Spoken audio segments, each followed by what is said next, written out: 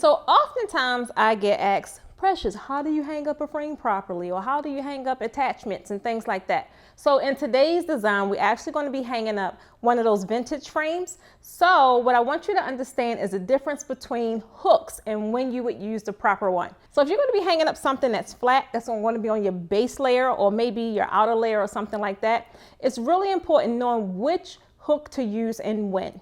The two hooks that you're going to be deciding between is a C hook and an S hook.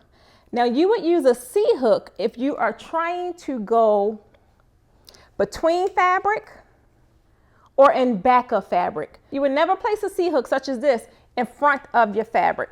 For one, it's going to push your fabric back, and then for two, it's going to be noticeable. I always use a C hook generally because I always design with valances, meaning you can't see it either way. And the C hooks they're a lot more durable, they're a lot more sturdy, and they hold a little more weight.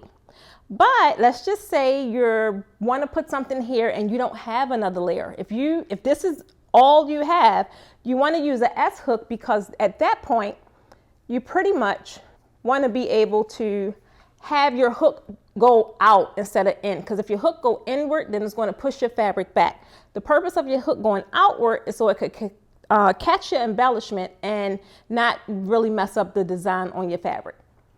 So they pretty much is the two different hooks you would use and when you would use them. So reminder, you would use a C hook if you're going behind the fabric, meaning you're hanging it on the crossbar and you're going behind the fabric.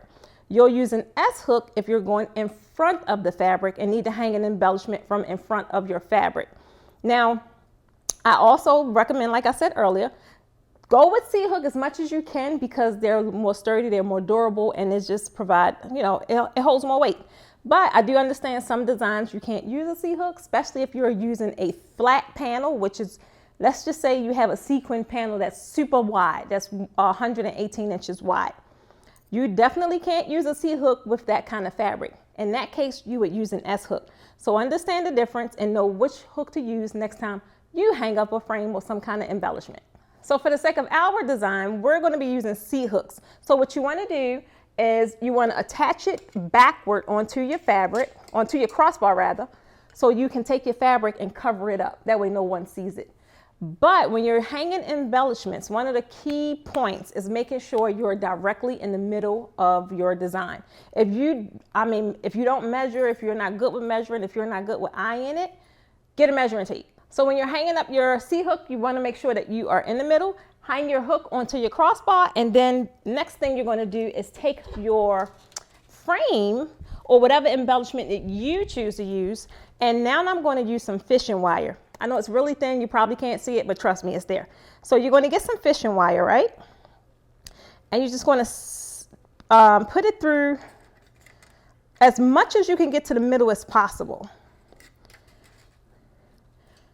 That way it's able to hang this way. And as far as measuring how low your frame should go, it depends on the length of your backdrop. So if your backdrop is about 12 feet tall, your frame should hang at about 7 to 9 feet. You kind of want to be centered in the middle of your backdrop, in between your two swags wherever they open up. You shouldn't necessarily be placing a swag in an odd place where it's kind of like displaced and it's not even. So if you're going in the middle, you definitely want to make sure that you are going right. Your two swags should be like right cascading between the two swags. That's where your frame should lie, right? Now you definitely don't want it to be too low where it's just, it's just distracting more than anything. You want to try and keep it in the center and keep people's eyes focused on the center. So since we're doing a pretty tall backdrop today, we're going to hang it pretty low. So before you even raise your design, that's when you want to attach your frame. Otherwise, you're going to raise your design, then you're going to try and attach it. But guess what? You're going to need a step stool. You're going to need a ladder. You may need a lift. You will need something because you're not going to be able to reach it. So anything that you're attaching to your backdrop, when it's at its lowest level, you want to attach it in that state. Now we're going to just let that rest and we're going to attach our second crossbar. If you'd like to see how this design actually turned out, click the link below and check out my other video. So guys, if you liked the video that you just saw, guess what? You can click either one of these videos below to get even more tips, tricks, and resources, right? But don't forget to hit that subscribe button and turn on your bell so you can get the notifications so you know every Tuesday and Thursday when I upload a new video. Stay tuned, be blessed, and again, share this video.